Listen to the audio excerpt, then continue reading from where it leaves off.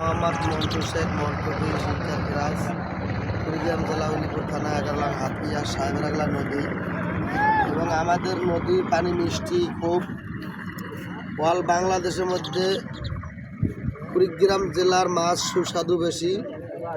তার থেকে ইলিশ মাছ হলো চাঁদপুরে, গলন্দ, বরিশাল। এটা হলো ইলিশ মাছের টেস্ট ধরে থাকেন। আর আমাদের কুড়িগ্রাম জেলা চিলমারি বন্দর, উলিপুর থানা, 11 লং হাতিয়া সাহেবরাগলা নদী, ব্রহ্মপুত্র নদী। খুব মিষ্টি মাছ হচ্ছে আমাদের কুড়িগ্রাম জেলার মিষ্টি মাছ। এটা হলো চিংড়ি মাছ।